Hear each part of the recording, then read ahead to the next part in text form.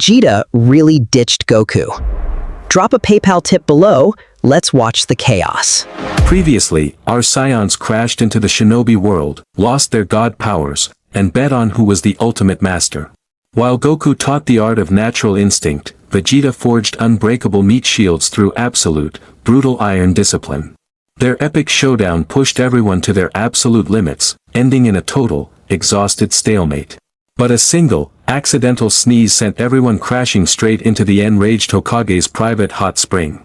Ashamed and terrified of her wrath, Vegeta selfishly teleported away with his disciples, leaving Goku to face the music. Now, instantly materializing far away from the enraged Hokage, the cowardly escape lands them in a completely different kind of hell. A blinding flash of spatial displacement violently tears through the suffocating darkness of a forgotten underground tunnel, signaling a desperate escape. The Prince of all Saiyans and his two battered Uchiha disciples crash onto the cold stone floor, utterly exhausted. Wiping a thick bead of cold sweat from his forehead, Vegeta lets out a heavy sigh of absolute, genuine relief. Instantly burying his panic, the prince forces his royal composure back into place, acting as if nothing embarrassing just happened. Still recovering from their grueling battle, the two legendary prodigies are left entirely clueless about their sudden underground banishment. That crazy woman almost killed us! Get up, you two! We're laying low down here! Meanwhile, far above the safety of the dark tunnels, a literal apocalypse is actively tearing through the sunlit streets of Konoha. The undisputed strongest fighter in the universe is reduced to a screaming coward, running for his absolute life. Hell hath no fury like the fifth Hokage interrupted during her sacred hot spring bath. Her catastrophic physical strength shatters the cobblestone avenue, turning the peaceful street into a deadly, crater-filled war zone. Stripped of his divine ki, he is forced to rely on desperate, frantic acrobatics just to survive the onslaught.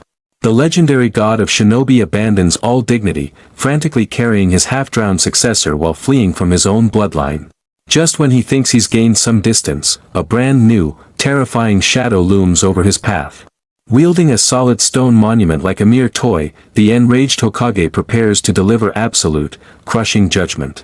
The massive projectile rockets downward at terrifying terminal velocity, casting a dark, inescapable shadow over the fleeing Saiyan. Surviving by mere millimeters, Goku watches as the pristine architecture of the village is absolutely obliterated in his wake. The first Hokage is left entirely speechless, horrified by the catastrophic destruction of the very village he built. Landing with the weight of a meteor, her overflowing chakra physically distorts the air, promising absolute, painful retribution. Meanwhile, the future hero of the village is too busy drowning on dry land to offer any tactical assistance. Realizing he cannot win a fight he isn't allowed to fight, Goku attempts the absolute worst strategy possible, diplomacy. I'm sorry! It was an accident, I swear! Vegeta, you absolute traitor! Apologies mean absolutely nothing to a woman whose sacred relaxation time was just destroyed by a falling alien. The chase devolves into absolute, messy slapstick as the panic-stricken martial artist plows through the evacuated market. Barely surviving the collateral damage, the founders of the village frantically navigate the maze of streets to outrun their impending doom. While the Prince of Saiyans hides safely in the shadows, his lifelong rival is left to endure the absolute worst punishment imaginable. The brief moment of relief is instantly shattered. Their uninvited arrival triggers the highest level security alarm of the village's darkest Black Ops division. Emerging from the absolute shadows, the emotionless assassins of the Root organization move in to silently eliminate the unknown threats. Cornered and exhausted, the two legendary prodigies instinctively fall back on their magical artillery to wipe out the impending ambush. But the Prince of Saiyans forcefully interrupts them. There are no magical shortcuts allowed in his brutal curriculum. Taking a seat amidst the deadly encirclement, he calmly delegates the execution of the entire Black Ops squad to his battered disciples. No magic tricks. Use your raw fists to paint this room red. Anyone weaving signs gets their arms broken. Stripped of their elemental crutches, the Uchihas accept the brutal condition, preparing to shatter their enemies with nothing but raw bone and muscle. The silent killers attack as one unified entity, completely unaware that they are about to face an absolute physical meat grinder. Utilizing the iron discipline taught by the prince, Sasuke trades minor superficial damage to deliver catastrophic, bone-crushing counterstrikes. Madara joins the slaughter, transforming his legendary elegance into a terrifying display of raw, unapologetic street-brawling brutality. Meanwhile, back under the open sky, the desperate chase finally reaches a dead end at the iconic Valley of the End. The enraged Hokage crashes down like a tactical nuke, completely trapping the fleeing Saiyan between her wrath and the massive waterfall. Drawing upon every ounce of her monstrous strength, she prepares to deliver a fatal blow that will reshape the geography of the canyon. But the apocalyptic strike halts abruptly in midair. Her burning rage is instantly extinguished by an impossible, ghost-like vision. Standing right before her eyes is a man who shouldn't exist outside of history books and ancient legends. The uncanny resemblance is undeniable. The living flesh perfectly mirrors the ancient, weathered stone monument of the first Hokage. The legendary Sannin's iron guard shatters. Overwhelmed by a flood of childhood memories, she stares at the impossible apparition. Wait, grandfather? I don't even have kids yet! Who is this crazy lady? Barely conscious, Naruto weakly intervenes, quickly explaining the absurd, multidimensional time travel shenanigans that brought the founder here. Despite the sheer absurdity, her heart overrides her logic. She takes a tender step forward to embrace her legendary bloodline. Still highly confused but overwhelmingly supportive, the first Hokage opens his arms to welcome the heartwarming family reunion. But the heartwarming illusion lasts exactly 1 second. The catastrophic reality of her shattered bathhouse brutally overrides her nostalgia. Grandfather or not, absolutely nobody gets away with destroying the fifth Hokage's sacred relaxation sanctuary. She unleashes a devastating, heaven-shattering blow, delivering absolute, unapologetic punishment to the three clueless idiots. The sheer physical force completely obliterates the riverbed, dealing far more damage to the valley than the previous deathmatch ever did. The universe's greatest martial artist and the legendary gods of shinobi are instantly reduced to buried, twitching yard ornaments. Trapped in a claustrophobic hell, the two Uchiha legends are forced to face an overwhelming army of soulless assassins without their magical arsenal. The root operatives show absolutely zero mercy, utilizing highly toxic weaponry to quickly overwhelm their unarmed prey. The toxic steel cuts deep into his flesh, but the legendary ghost refuses to flinch, completely burying his physical pain. Applying Vegeta's ruthless discipline, he absorbs the damage like a literal tank and responds with catastrophic, lethal counterstrikes. The young prodigy takes a massive kinetic hit, but his reinforced body refuses to collapse under the immense pressure. Without wasting a microsecond, he leverages the enemy's momentum, delivering a flawless, bone-shattering blow with absolute precision.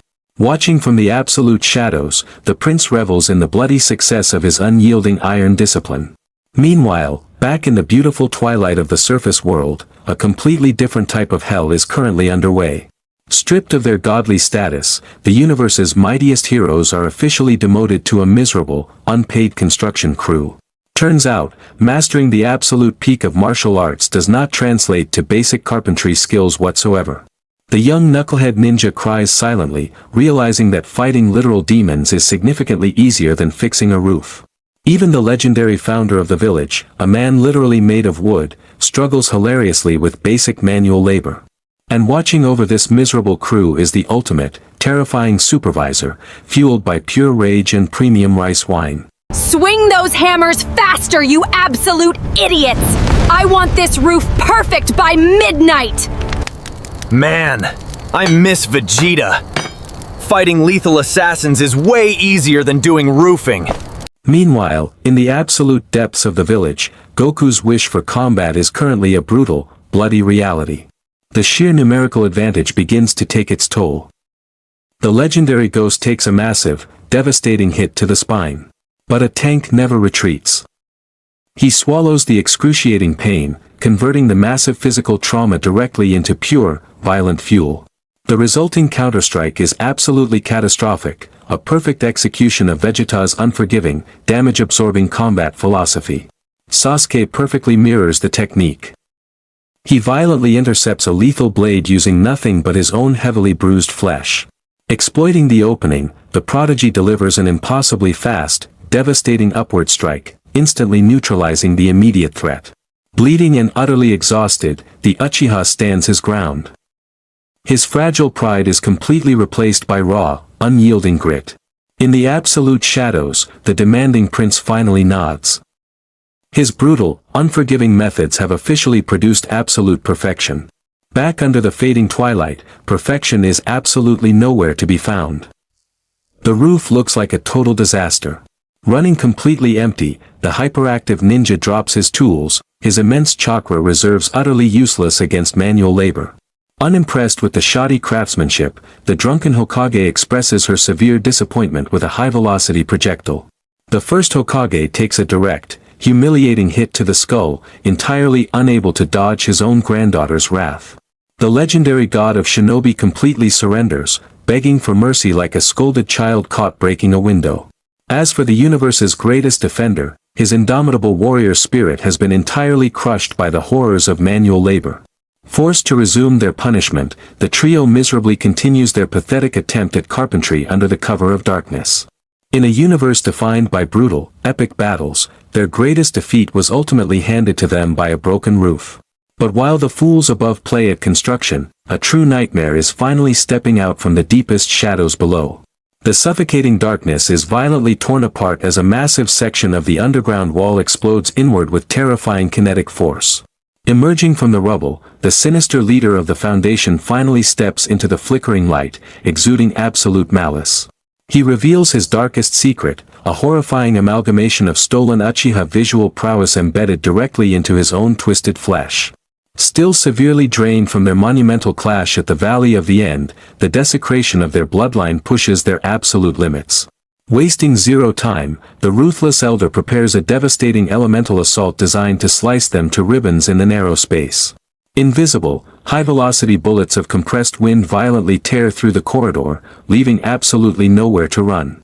Bound by Vegeta's ironclad rules, the legendary ghost refuses to use magic, absorbing the lethal cuts directly into his exhausted flesh.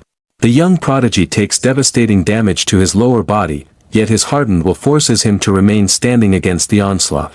Blood stains the ancient walls. Without their visual prowess or elemental shields, they are just fragile mortals taking catastrophic damage.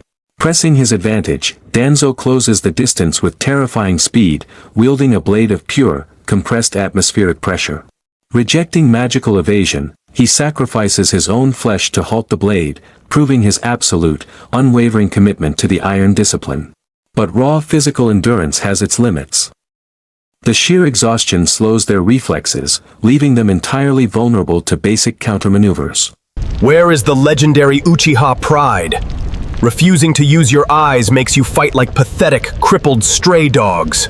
Bloodied and beaten, the young prodigy answers the mockery with pure, unadulterated disrespect, his eyes completely devoid of the cursed red glow. Angered by their stubbornness, Danzo deploys a highly restricted paralyzing curse seal, violently branding it directly onto the founder's chest. The dark ink acts like heavy iron chains, aggressively hijacking his nervous system and physically forcing his legendary muscles to completely shut down. Moving with ruthless efficiency, he instantly infects the younger Uchiha, completely neutralizing any chance of a physical counterattack. Stripped of their mobility and drained of their stamina, the two proud warriors are brutally forced to kneel in absolute, helpless defeat. The magical brand acts as a suffocating vice, relentlessly crushing their ribs and entirely eliminating any possibility of physical escape. Every single fiber of his being screams at him to unleash his ocular prowess, begging him to shatter the restrictive rules to survive. Even the founder's legendary self-control begins to fracture. The temptation to fall back on his godly magic is absolutely overwhelming. Hovering on the absolute edge of breaking the rule, their desperate eyes seek out the prince lurking in the pitch-black shadows. A single, chilling glare from the Saiyan master instantly confirms their deepest fear: there will be absolutely zero mercy for cowards. Choosing excruciating physical agony over magical cowardice, the young Uchiha completely suppresses his ocular prowess, locking his power away. The founder mirrors the resolve. He entirely extinguishes his chakra, refusing to taint his newly forged iron discipline with weak, magical shortcuts. Completely misinterpreting their iron resolve as pathetic surrender, Danzo prepares to deliver the final, brutal execution stroke. Staring directly into the jaws of inevitable death, the two paralyzed warriors remain utterly defiant, their eyes completely devoid of the cursed red glow. The lethal blade descends with catastrophic speed, threatening to permanently extinguish the legendary bloodline in the damp, forgotten darkness. Time grinds to a horrifying halt as the executioner's scythe reaches the absolute brink of fatal contact. But in a universe ruled by an unpredictable god of destruction, absolute despair is merely the perfect invitation for a terrifying miracle. The executioner's blade descends with absolute malice, fully intending to sever the legendary Uchiha bloodline in a single, merciless strike. Completely paralyzed by the curse, the young prodigy stares death right in the face, refusing to break the rules even for survival. But the prince of all Saiyans has seen enough. The ultimate test of willpower has officially been passed with flying colors. Defying every known law of physics, the devastating assassination strike is instantly neutralized by a mere 2 fingers of absolute royalty. The highly compressed atmospheric pressure grinds helplessly against flesh that has survived the gravity of 100 different worlds. For the ruthless leader of the Root, logic completely shatters. His ultimate, fatal blow feels like it just struck a solid mountain. Looking down at the pathetic assassin like a literal insect, the prince prepares to show him the true meaning of absolute despair. With nothing more than a casual flex of his royal pride, he unleashes a suffocating, invisible wave of pure spiritual gravity. The highly compressed elemental chakra instantly shatters like fragile glass, entirely incapable of existing within his divine presence. The sheer physical density of his energy effortlessly vaporizes the paralyzing curse seals, forcibly freeing his loyal, unbroken disciples. The elder is thrown backward by the shockwave, but the prince absolutely refuses to let his prey escape the impending beatdown. In a blind panic, the assassin desperately triggers his stolen eyes, hoping to rewrite reality before the fatal blow connects. But raw physical speed completely bypasses the magical cast time. A devastating kick instantly neutralizes the stolen visual prowess. The mastermind behind the village's darkest shadows is brutally reduced to a helpless, bleeding old man in mere seconds. Following up with absolute precision, the prince delivers a catastrophic body blow, completely emptying the assassin's lungs. Launched like a ragdoll, the ruthless elder violently crashes through the ancient masonry, utterly defenseless against pure, unadulterated strength. The terrifying final boss of the underground is flawlessly dismantled, completely broken without a single energy blast being fired. Beating this boss all by myself.